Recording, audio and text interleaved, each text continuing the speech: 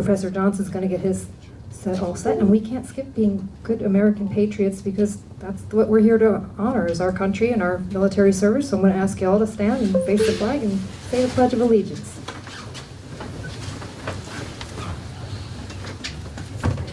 Allegiance to the flag of the United States of America and to the republic for which it stands, one nation, under God, indivisible, with liberty and justice for all. All right, thank you very much. And now I will turn it over to a good speaker, a better speaker than me. You've heard me long enough, and those of you who came early had to listen to me speak for a long time. But anyway, I doubt any of us will ever have to be challenged as much as Father Capon was, but maybe we can all find a hero inside, and I have a feeling tonight we'll be hearing about another person to inspire us all. Thank you, Teresa. Good evening, scholars of the Silversides. Good evening. Good evening. The more I look for these kind of stories under the heading of acts of love in time of war, the more I find, and each story restores my faith a bit more in humanity. You know that if you listen to the news for more than 10 minutes on any given day, you can begin to lose hope. Well, I want to share a little bit of hope with you. In that activity where human beings are generally at their worst, wartime. It involves these two gentlemen right here, World War II. The one on the left, a German fighter pilot named Franz Stigler. The one on the right, a B-17 bomber pilot named Charlie Brown. Literally, yes, Charlie Brown. Before World War II started, there was this gentleman here named Giulio Douay. Now, because we have grown up in a time where airplanes have been part of the commonality of our context, of our lived life experience, it's not like when the telephone was invented or when the telegraph first sent its first message by Samuel F.B. Morse in 1844, when he typed out, "What hath God wrought?" Airplanes have been with us all our lives, so an airplane is not a new thing, it's not a novelty anymore.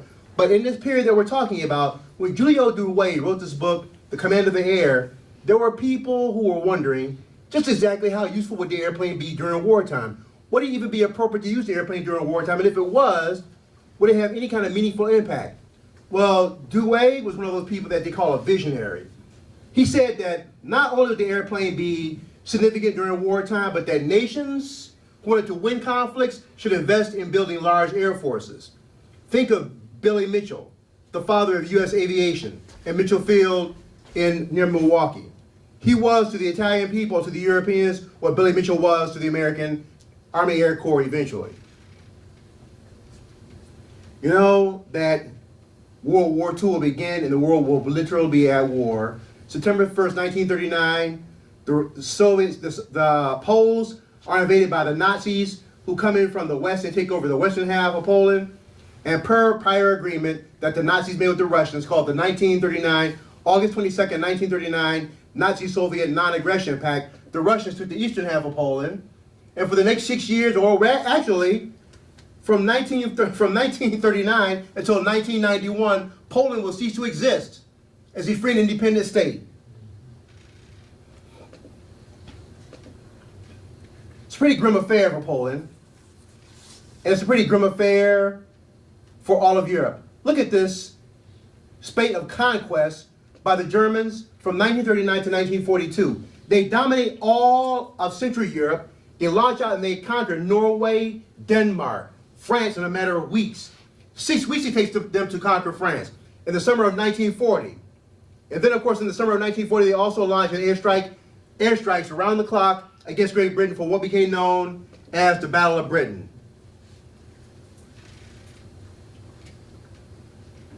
You see here in the summer of 1940, this map right here showing the German advances all the way to the English Channel. And we want to pay attention to the English Channel because that's going to become real important in our story for tonight. And as I mentioned to you, the swift advances of the Nazis into Norway. The Russians will invade Finland, but the Russians will find that the Finnish people, although a small army, although a small country, they bring the Red Army to a complete standstill. It won't be the first time that the Russians get surprised. And then, later on into 1941, to the Balkans area. I tell my students at Hope College all the time that if you let them, a map will tell you a story. If you simply just pay attention to it and let it talk to you. And what this map says, well, even more specifically, this map, what this map says is that in 1942, the lights on European civilization almost went out. Look at that. The Nazis had pushed not up to the vicinity of Moscow, they're at the gates of Moscow, the capital city of the Soviet Union.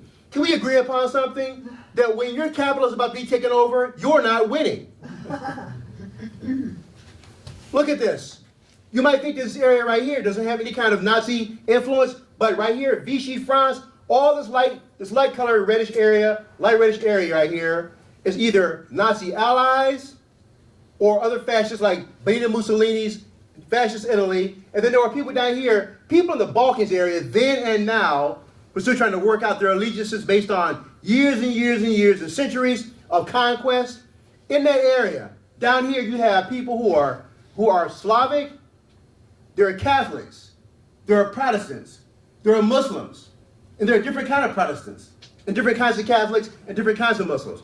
There are different languages, different ethnicities, and many of them all want to have an independent state, and they bicker and they fight. Part of what caused World War I was all that bickering and fighting is part of what is keeping that area in a state of flux to this very day. The Vichy part of France, after the Nazis invaded and conquered France in the summer of 1940, the Germans occupied the northern half of France to include Paris, and the French controlled the southern half of France. The Vichy government, I'll make it simple for you, they were traitors. They were the ones who collaborated with the Nazis in rounding up Jews and sending them to the camps. They were reprehensible, to put it simply. Hermann Goering, during World War II, at one time he had been a very successful fighter ace during World War I. By World War II, he had become commander of the Luftwaffe, the German Air Force. He will eventually become the #2 most powerful man in the Nazi hierarchy, competing probably only person more powerful than him would be Heinrich Himmler, the chief of the Gestapo. You see here, Himmler standing there in the black uniform with Goering next to him doing the Sieg Heil. I do not know who's standing to Goering's right. And Goering commanded that Luftwaffe in which Franz Stigler was a fighter pilot. Now, listen, I am not ever of a mood or a mind to give the Nazis very much latitude when it comes to compassion, humanity, or anything else. But there was a bifurcation in the Nazi hierarchy where there were people inside of the German army, the Wehrmacht, and the Luftwaffe who were there as warriors and soldiers doing it for their country, and those who were political ideologues, political hacks. Now, Goering was definitely a political hack, a follower, a believer, a true believer in all the Nazi ideology or racial superiority, Aryanism, and everything that went on, and every repugnant thing that went along with that. And then there were people who got swept up into it once war began to defend their country. But they were doing it for the Nazi cause. Franz Stigler did not consider himself to be a Nazi. In fact, as a Catholic, Franz Stigler found himself very much at odds with the Nazi ideology, what they were doing to other people, especially minorities inside of Germany and outside of Germany. But he was a warrior, he was a pilot whose country was at war, and so he decided he would fight for his country during that time of wartime. And this was the aircraft that he flew, the Bf-109, one of the most advanced, capable, durable, widely produced aircraft of the Luftwaffe. His commander at one point was a man named Gustav Rodel. Rodel was, in the same vein, truly committed to his country, not so much to the Nazi party. Rodel had an idea that as a pilot, you are a warrior like a knight of the sky, according to the ancient code of knighthood. He had certain standards and certain beliefs and ethics about how pilots should conduct themselves when engaging in air-to-air combat. Things like, there is a thing, not so much chivalry like there was in World War I, but there are rules of the sky and rules of warfare that are not to be crossed or else you lose your humanity. Franz Stigler was taught those rules. For example, Franz Stigler was told by Gustav Rodel, "You are fighter pilots first, last always. If I ever hear of any of you shooting at someone in a parachute, I'll shoot you myself." Now, this might seem rather unusual for a time when people are not only involved in a thing called World War II, but it's total warfare. So total warfare might imply that anything goes. Well, in many cases it did. That's what they call war crimes. That's what they dealt with at Nuremberg. There were people, though, like Rodel and other people in the German hierarchy who, let's say, for example, in 1944 and 1945, when the Nazis are clearly losing, Hitler will give something called his Nero order, which is to blow up bridges and railroad tunnels and railroad tracks and roads. In other words, any kind of infrastructure that could use a nation when the war's finally over. Some of these generals will simply disobey that. They will say, you know what, we've lost the war.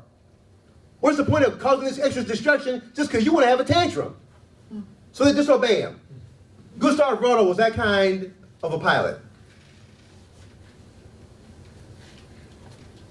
Now, in the summer of 1940, Winston Churchill, as many of you know, will give that very famous speech where he says, if the British Empire shall last for 1,000 years, people still remember that this was their finest hour. It was during that time when the British were fighting for their lives, when the Nazis were trying to bomb them into submission, and what did they miscalculate on that? When the Nazis were trying to bomb them into submission, there were groups of American pilots who went to England and flew in something called the Eagle Squadron. This is before America gets formally involved in World War II. There were groups of Americans who saw the handwriting on the wall. We cannot stay out of this thing forever. In fact, we can't stay out of it at all. We're either going to get into it voluntarily or it's going to come and get us and drag us into it. And as it was, the latter proved to be true.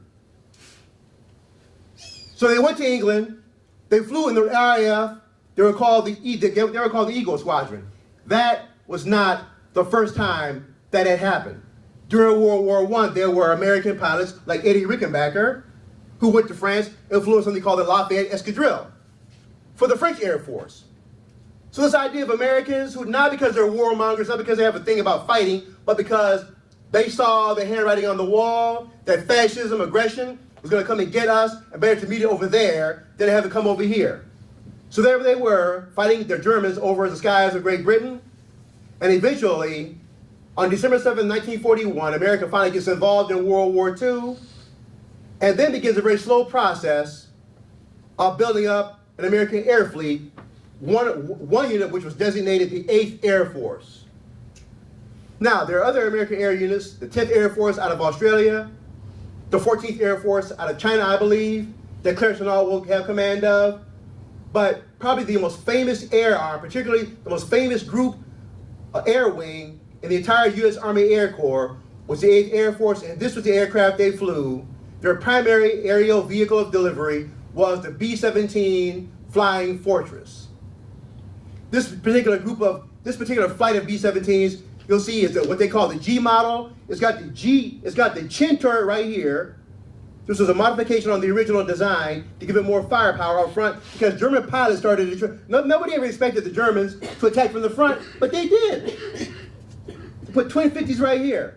This aircraft, the design of this aircraft, and to have them fly in a group like this, American strategists said this: no pilot would be in their right mind to come in front, to fly into a group of B-17s that have this much firepower coming from them.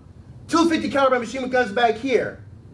One on the port side, one on the starboard side. That's 2, 4.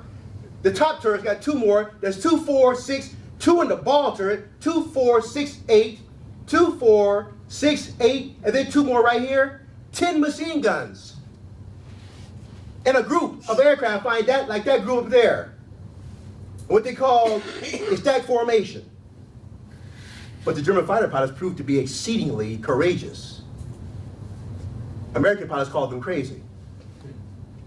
And for the good part of the war, American strategic daylight bombardment doctrine, they were so insistent that these bombers could take off from England, fly across the channel, deliver the ordnance on target, and do it unescorted because their natural onboard defenses would take care of them. It took a while. And the British, who had been at this for a while, said, well, we think you're wrong, but you know. You let us know when you want to change your tactics. The British believe this, the British believe there's something called fighter escorts. And we tried a number of them. The P-38, twin boom fighter plane. The P-47, they called it the Jug, the Thunderbolt.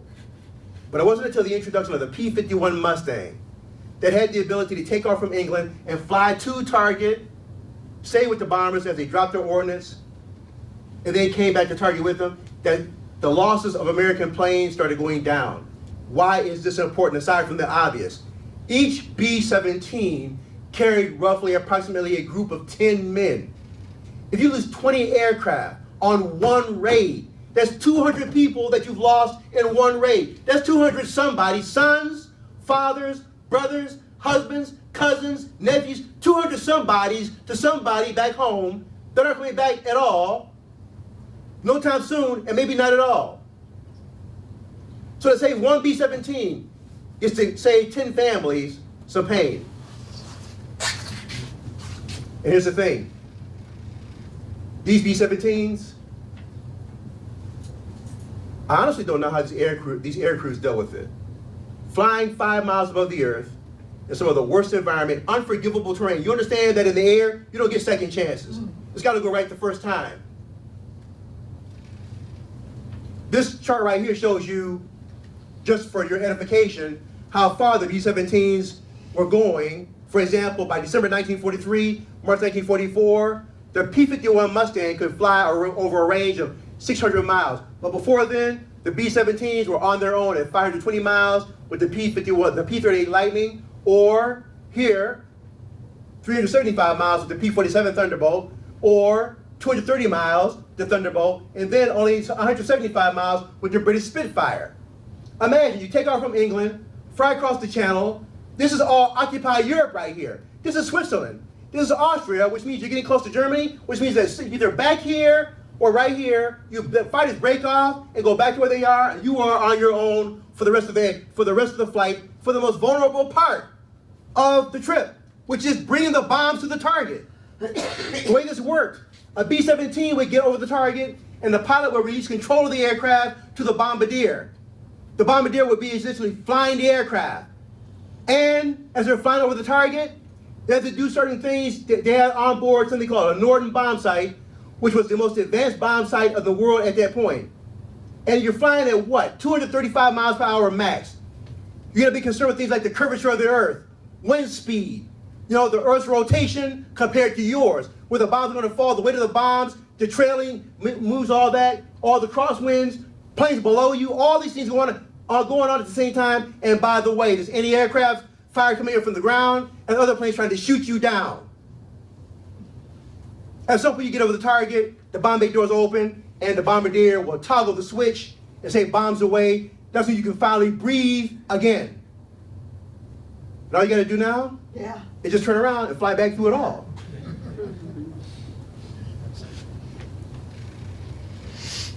Well,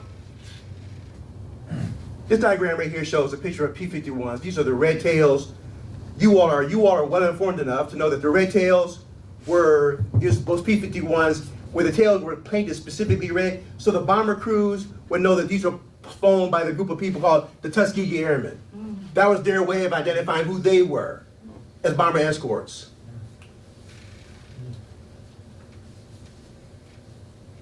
Bomber crews called this a wall of flak. Now, it may look like just little puffs of smoke, but think about that. Every puff of smoke symbolizes an explosion. An explosion where the metal is flying in every direction at hundreds of miles an hour. And can we just agree that metal flying at hundreds of miles an hour coming in contact with human skin loses every time. So does the very thin skin of an aircraft. This was brutal, brutal warfare 28,000 feet above the earth. And somehow, these, as Teresa so correctly pointed out, these young heroes, because the average age of a B-17 pilot was 24 years old.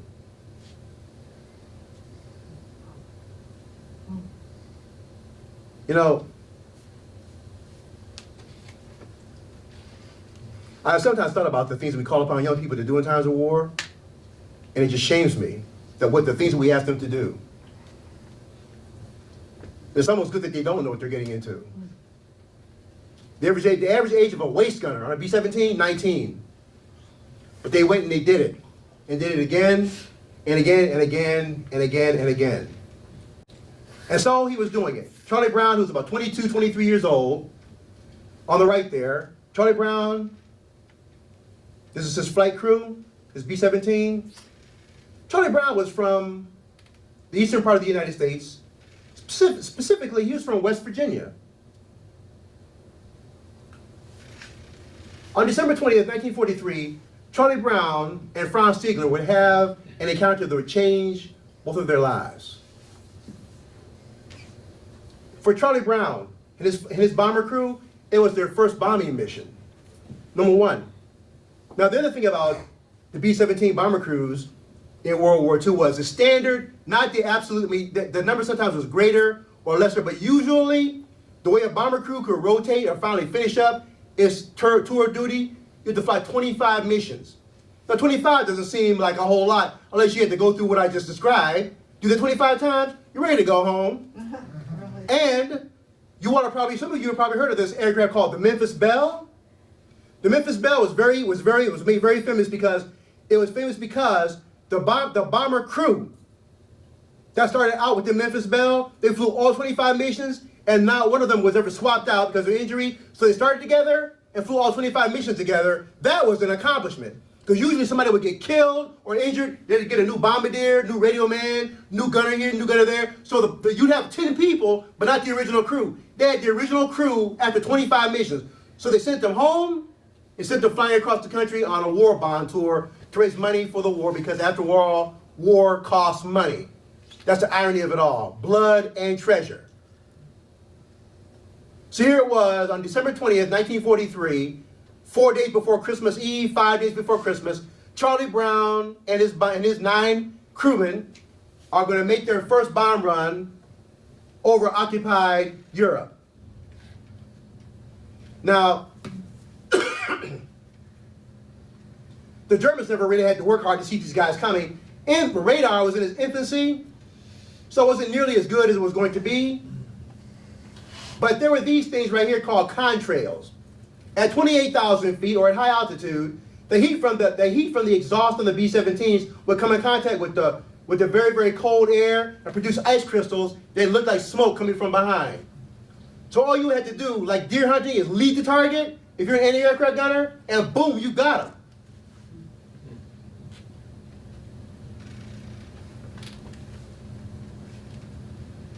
I want us to think about it, not in a romantic, glorifying kind of way, but just think about the sober majesty of what these bomber crews are doing right now on the way to target. These men know what they're getting into.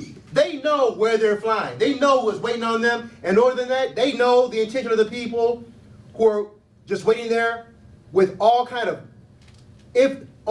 destruction waiting upon them to come.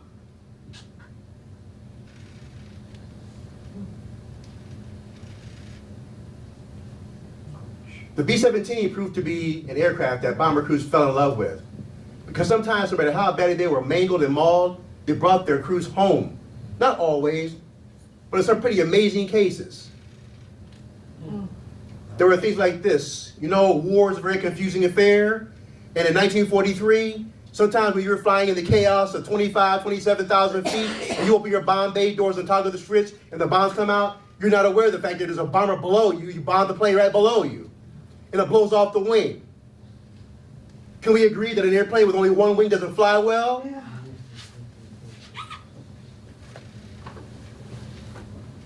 But then, of course, like I mentioned, there was the anti-aircraft. How does this plane keep flying?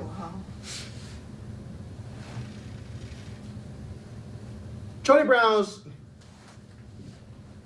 aircraft, his B-17, was hit with anti-aircraft fire. It was very heavily damaged. And they also took some rounds from, German fighter pilots. And so Charlie Brown's plane was damaged. Some of his crewmen were killed instantly, others were wounded. There's chaos aboard the aircraft. He and the co-pilot are trying to fly this thing as best they can. He said later on, "I came out of the spin just above the ground." Now, during this encounter, Franz Stigler had been up in the sky doing like he was supposed to do. He's a German fighter pilot in the Luftwaffe, defending his country against American air crews, doing their job. Somebody's going to win, someone's going to lose. He already shot down several aircraft that day. He flew back to his air base to land, refuel, rearm, and go get some more of them. And while that was going on, Charlie Brown's aircraft is spinning out of control. He blacked out for a moment. He said, my only conscious memory was of dodging trees, but I had nightmares for years and years about dodging buildings and then trees. I think the Germans thought we had spun in and crashed. Certainly it must have felt like it and looked like it from the ground. While he's spinning out of control and eventually losing consciousness and then catching his aircraft and somehow mastering control over it. Orbital Lieutenant Franz Stigler was on the ground getting that refueling, getting that the refreshment of the ammunition, the rearm. He flew for a unit that had this as its unit logo, a bear. Franz Stigler he was a recipient of the Knight's Cross, which was, as I can recall, this was equivalent to the Congressional Medal of Honor in Nazi Germany. So it's the highest award you could get. So he clearly was a man who had demonstrated his bravery on a number of occasions. On the ground, this artist's depiction. So he's on the ground at his airfield, rearming and refueling, and sees this B-17 at extremely low altitude, limping across the sky, trailing smoke. He tells the people that are serving these aircraft, hurry up. Let me get up there and finish this guy off. It'll be like literally picking candy or taking candy from a baby. Charlie Brown is in trouble. So Franz Stigler in his very heavily armed, very fast BF-109G, the BF-109G could fly at a top speed of 400 miles per hour. The maximum speed of a B-17 was 235 miles per hour and level flight, and that's if everything was going good, with no injuries, no holes, and everything was working right. Nothing was working right, and there were holes everywhere in the aircraft. So 400 mile per hour aircraft catching up to a limping, wounded, beat up, hole-stricken, partially functional, barely staying aloft B-17, it was too easy to contemplate. Franz Stigler caught up with Charlie Brown's B-17. Now you try to imagine what's going on between these 4 men. The pilot, the co-pilot, the fighter pilot, different countries, at war, lethal combat, and here's the standoff. Not really a standoff. The fighter pilot, all he has to do is just shoot it down and go home and celebrate his victory.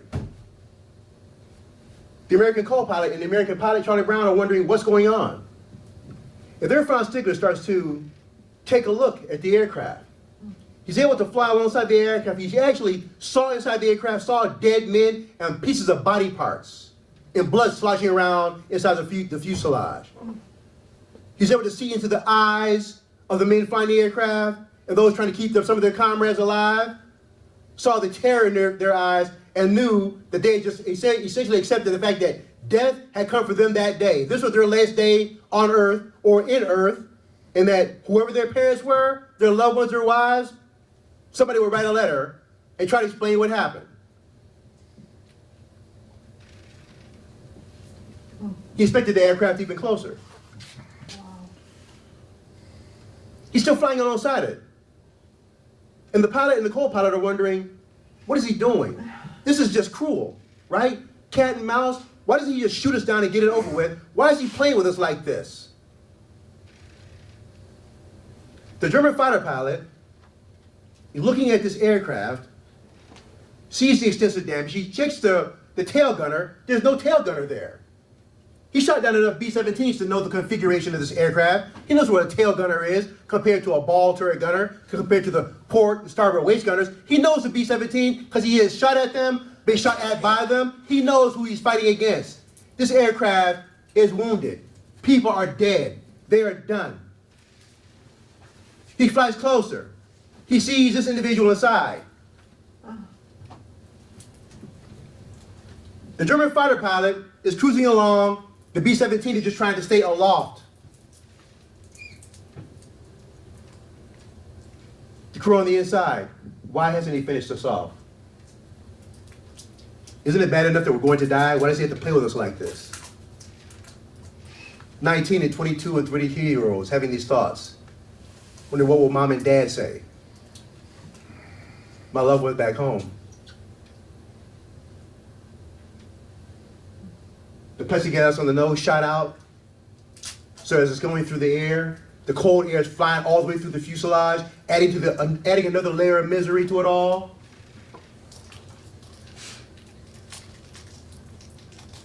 He flew closer. Look inside the aircraft. His eyes met the eyes of the pilot, Charlie Brown. Now they're eye to eye. They're looking. This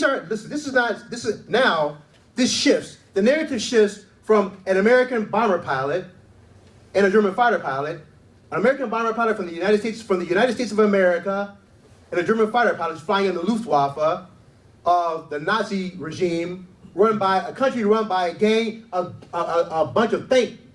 group of thugs and gangsters and murderers.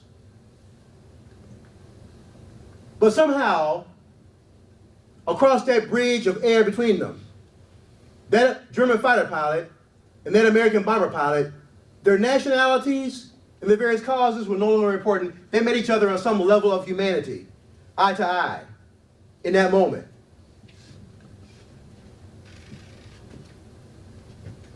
That German fighter pilot had a decision to make. He kept flying alongside this B-17 as it was moving steadily toward Normandy in the English Channel, the coast of the English Channel.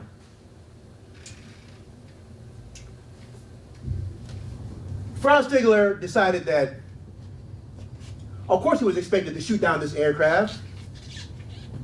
The tail section of the aircraft, frankly, even if it did make it back to base because of this right here, they call this the Wyoming tail, there's no guarantee that without this, it's going to be able to land. So maybe a lost cause anyway. You know what? It could be very well that if you just shot it down, it might put the men out of their misery. Just get it over with.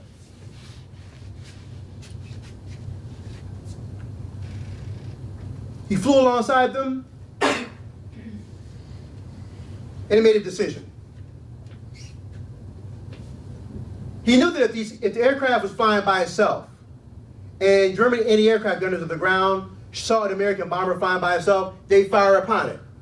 But if they saw a German aircraft flying alongside of it, they would hold their fire, which is exactly what they did.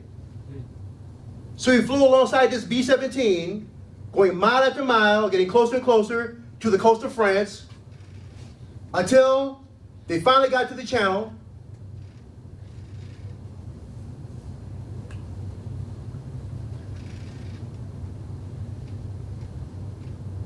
And he broke off. Franz Stigler tried to, using hand motions, tried to signal to Charlie Brown, you should fly to Sweden. It's a shorter distance. Well, Charlie Brown, flying an aircraft that had been thoroughly beat up by the Luftwaffe that day, didn't trust this guy for obvious reasons. Franz Stigler did his best. Couldn't speak English, maybe he could, but Charlie Brown couldn't speak German and the radio was shot up anyway. So the aircraft broke off, the German fighter pilot flew back to his airfield, the American bomber got to the English Channel and proceeded on his way toward the home base in England. They flew across the English Channel, losing altitude.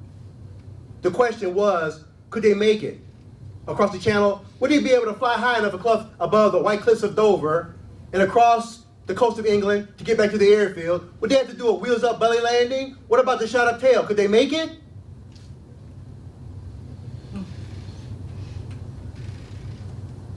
They got to England. Step one. So far, almost so good.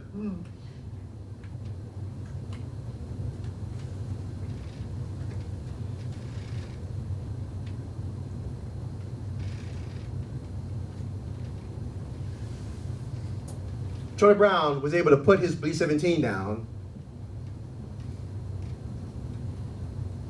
Emergency crews came and got off the men who were wounded, and of course they took care of the dead. And the mission ended. The encounter between Franz Stigler and Charlie Brown, which may not have been that long, but for those two men, particularly those men aboard the B-17, must have been an eternity, was over with. Then came the crew debriefings that happened after every bomber mission, where the intelligence officers wanted to know all the details. And Charlie Brown didn't tell everything that happened about this crazy German fighter pilot. And for his part, Franz Stigler never mentioned what happened because, you see, in a regime run by thugs and murderers and gangsters, Franz Stigler would have found himself standing in front of a firing squad. So he kept that to himself. He kept his act of humanity to himself. Because you understand that for a regime run by thugs, murderers, and gangsters, it was inhumanity. The inhumanity, the cruelty was always the point. He had done a very humane act. That would have made him a traitor. Well, the war goes on from August 1942 until February 1943. The Nazis and the Soviets will fight a monstrously mortal battle, which is probably one of the most incredible battles in all of military history, and there are many of them that can vie for that title, but Stalingrad was truly brutal. And the Russians will defeat the Nazis, and defeating the Nazis at Stalingrad, let me put it to you like this. The defeat of the Nazis at Stalingrad has the same effect on the Wehrmacht that the American victory at Midway does in 1942. It doesn't defeat Japan, doesn't mean the Japanese Navy is over with, but it does mean this, that the offensive capability has stopped at that point, and now they've gone into a defensive war. They have lost the time, place, and method and decision to force activity on the battlefield. They're now fighting a defensive war, which means that now they're reacting to things instead of doing things other people react to. It's different now. So the great push from east to west begins. From East Moscow toward Berlin. It is underway now. You see this picture of a Nazi soldier captured. This one right here, being guarded by a Russian soldier. This kid looks truly miserable.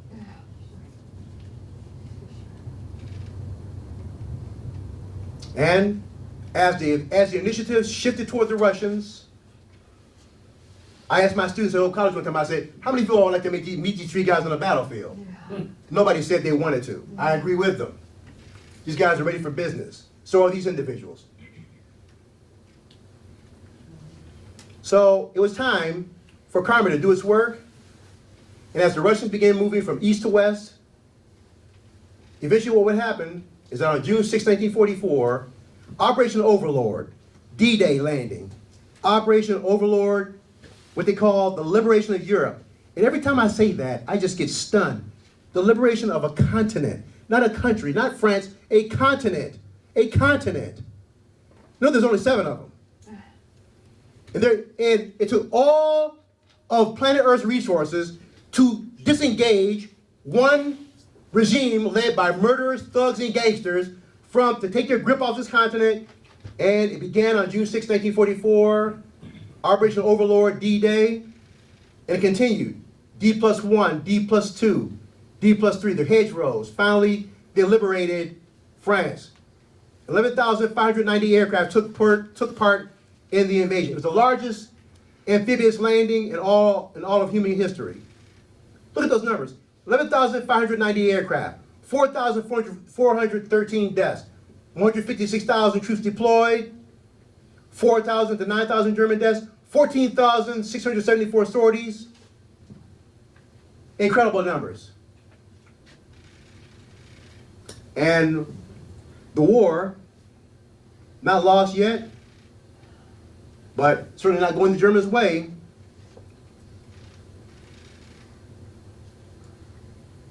Barrows began looking not very much in favor of the Nazis. And by this point in the war, Franz Stigler, the guy that had let the B-17 go, he had retrained and be reassigned to a squadron of jets. This is the Me-262 Schwab, or the Swallow, the world's first operational fighter jet, combat fighter jet. He flew these things, and many people said that if Hitler had implemented these earlier in the war, if the Germans had had these available, the war might have had a different outcome. But as it turned out, they implemented it later in the war, so it ended the way it did. For Franz Stigler flew this thing. He was a very good fighter pilot.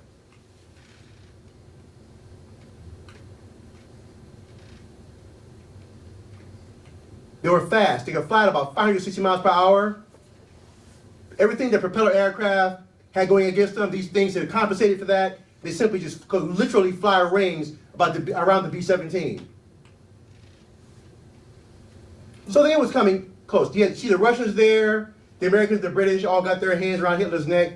And then finally, the Russians, because of some agreements made at Potsdam and Yalta, some wartime conferences toward the end of World War II, it was agreed that the Russians would be able to occupy Berlin first in recognition of their sacrifices during the war.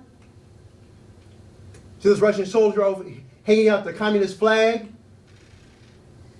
Then on May 8, 1945, General Alfred Jodl, Hitler's military advisor, controller of the German High Command, and chief of the Operations Staff Center, signed the documents of surrender of the German armed forces at Reims and General Eisenhower's headquarters. Now, the Russians will have a separate ceremony at their headquarters.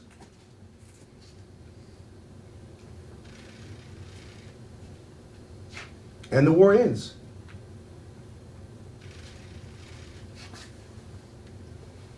As you get close to the end of the war, on May 1945, General Jodl says the following: I would like to say something.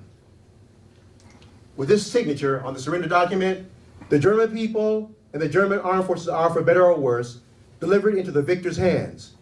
In this war, which has lasted more than 5 years, both have achieved and suffered more than perhaps any other people in the world.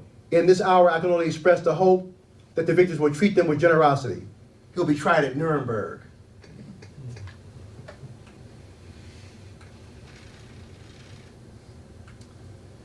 In the immediate aftermath of World War II, Germany is divided into several zones of occupation.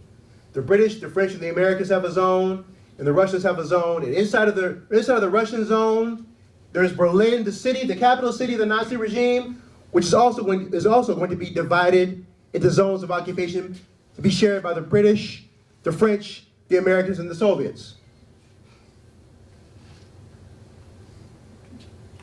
So while the world settles into a new thing called the Cold War, the old alliance between the British, the Americans, and the Russians begins to break down.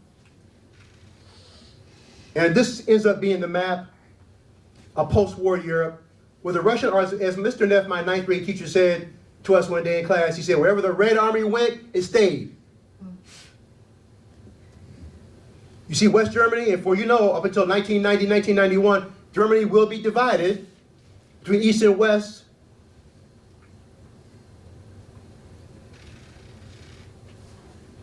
And Franz Stigler has the unfortunate circumstances of living on the eastern side of occupied Germany. In other words, he now is living in East Germany, run by the Russians, who definitely have revenge on their mind. They impose a Soviet-style system, a Stalin-style system of rule in East Germany, and the Gestapo is replaced by the Stasi, the German secret police. So there he is again, living in another totalitarian Satan society. Nuremberg begins in 1946, and all the atrocities and crimes of the Nazi regime are exposed. People are left breathless and coming to confronting with the extent and depth of the brutality and barbarism of this regime.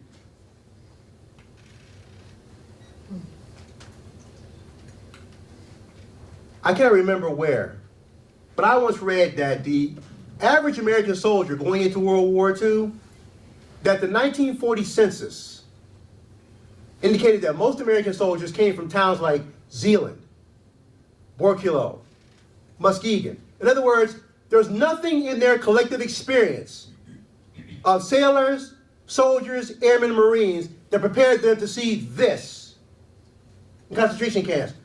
It is no wonder that these 19, 20-year-olds came back and for the next 5, 6, 7 decades could not sleep at night, Nothing prepared them for this. In fact, most human beings wouldn't even have thought it possible that a nation, especially a nation like Germany, the nation that gave us Einstein, Ronca, Mozart, that nation did this? Yes, that nation did this, to include putting a sign over the gate at Auschwitz, Arbeit macht frei, work will make you free.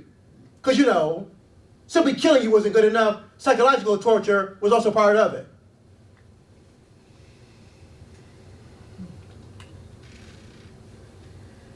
So Franz Stigler is living in East Germany. The world is discovering what happened.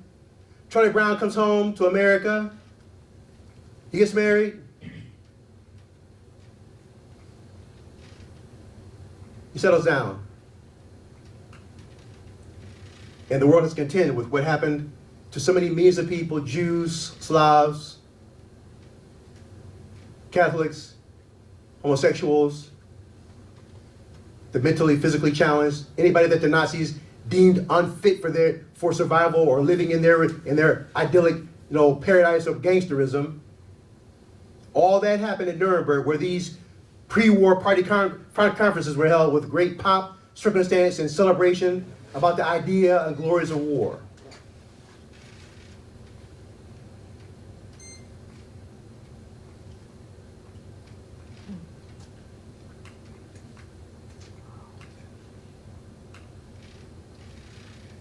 And then as 1945, turned into 1950, and then turned into 1960, and then turned into 1970, and then turned into 1980.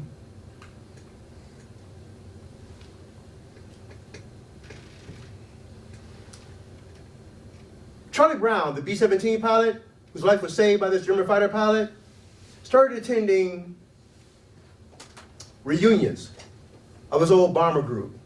They would get together, and of course, as happens with all of us, time passed, he was getting older. Some of the men of his unit, they began to pass on to eternity.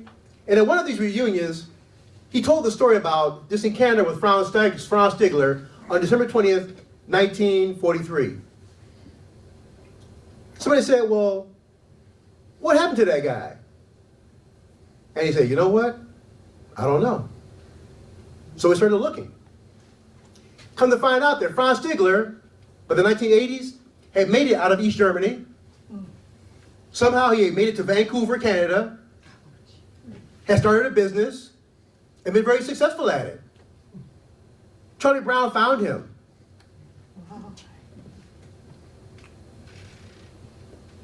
These two men, they found each other, and when the one realized what the other one was, just imagine the meeting of these two old warriors.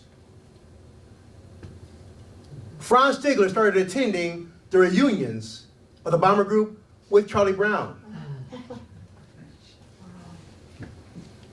I'm gonna tell you how I know these men became lifelong friends, lifelong good friends. You know how I know this was good? They were real good friends? They went fishing together. You don't just take anybody fishing with you. You see Charlie Brown here in his regalia, his uniform, and Franz Stigler in his tux and holding the aircraft that they flew, the B-17 in his hand, the BF-109G in his hand. Their wives became friends with each other. Their families grew close.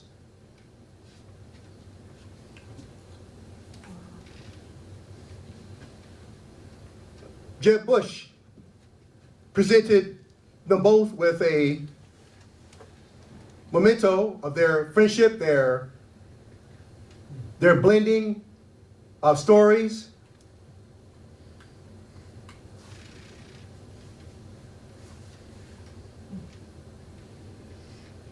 In the skies over war-torn Europe, in December 1943, 4 days before Christmas Eve, and 5 days before that day that we celebrate the birth of the Christ, these two men forged a bond on the basis of their common humanity, when one decided that even though he was flying for a country that was run by thugs, gangsters, and murderers, he said later on that he knew he could not shoot down that aircraft because to do that, it would have robbed him of his humanity. And here he was, a human being in an Air Force, a Luftwaffe, part of an organization, part of the national mechanism of war making and war murdering.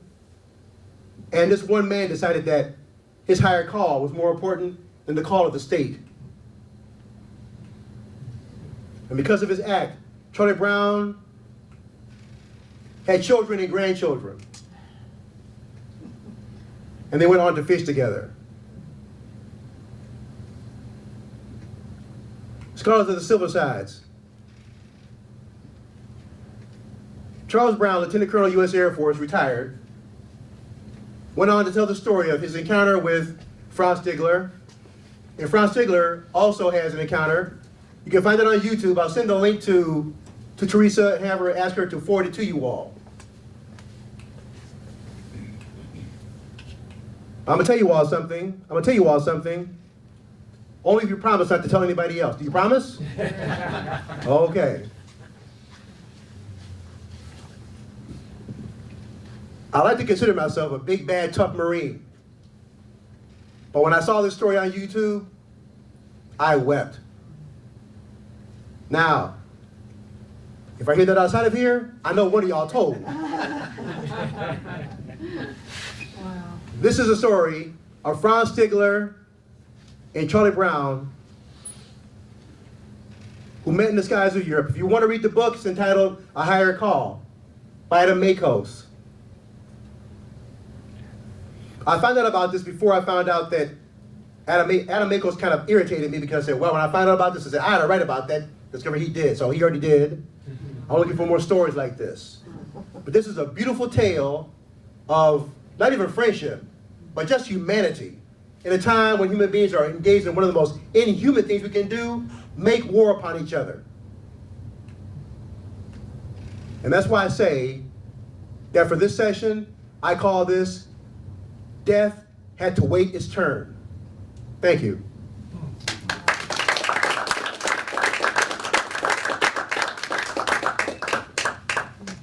Do you have any questions or comments? I'm always struck, as you pointed out, how young these men are. I mean, every time I didn't come into the Silversides with a history background, and you hear about men, it's like, okay, when they talk about the Civil War ones, some of them were teenagers. The gentleman, George Hawkins, that I was speaking about, that some of you were listening to, he was 19 when he became first torpedoman first class in his submarine. It's like, and I asked him when he was in his 90s, well, what were you thinking? He goes, well, at the time, I didn't see anything wrong with it. Of course, as an adult, he looked back and said, what, were they crazy putting a 19-year-old in charge of torpedoes in the middle of the ocean in the middle of a war? And then he realized they didn't have anybody else to choose from. Right. Was this 19-year-old or that 19-year-old? But yes, just seeing the humanity, I mean, it's very touching. It wasn't, And and, we'll you know, tell it anybody you wasn't. cried if you don't tell them I did.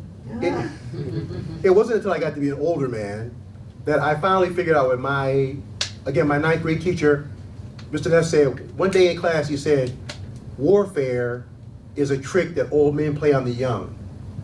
Now, being only in ninth grade, I didn't understand what that meant since I was a young person.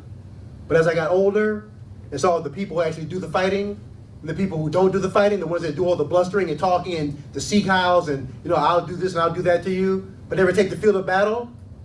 One thing you can say about 19th century warfare is at least people had to be on the battlefield with their armies.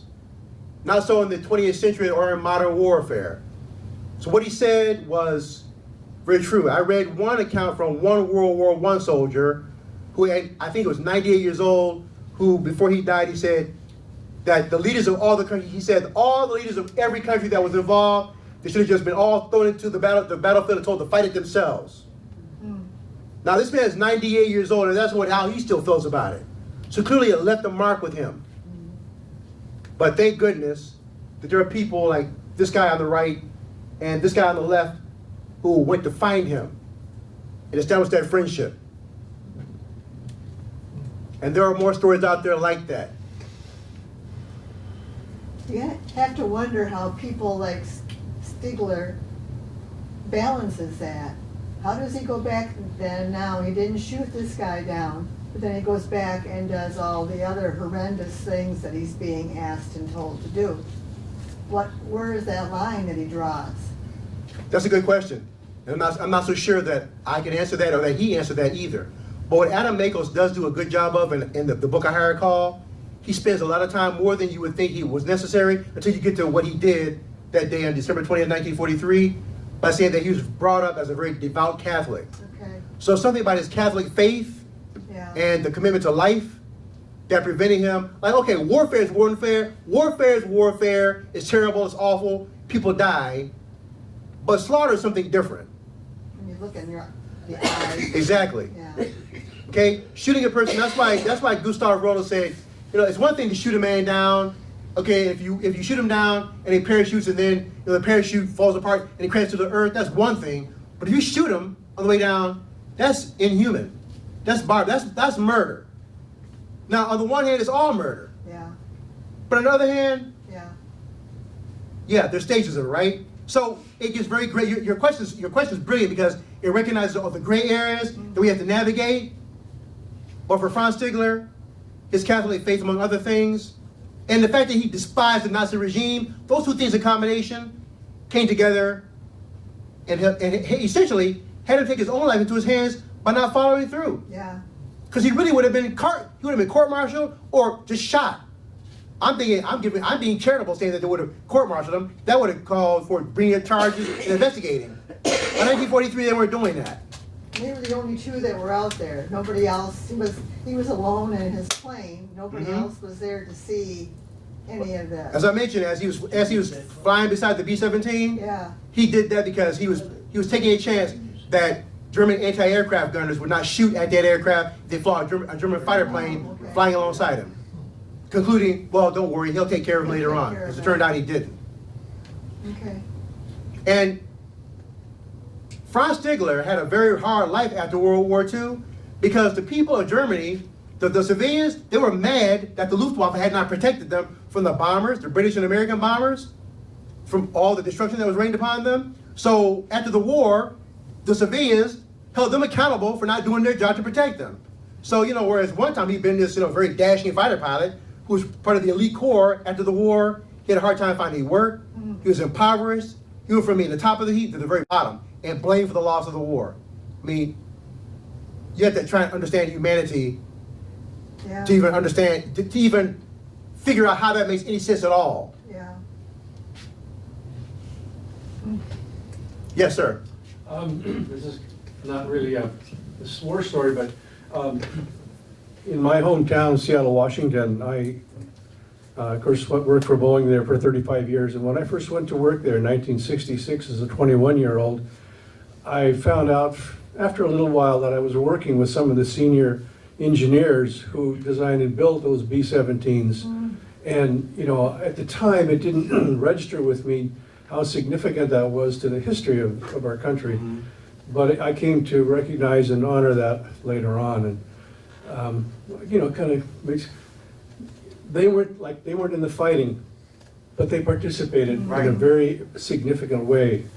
And, tens of thousands, at least thousands of those airplanes flew out of Seattle, which, my hometown. So Right. I feel a little kinship to that Yeah. from a technical standpoint.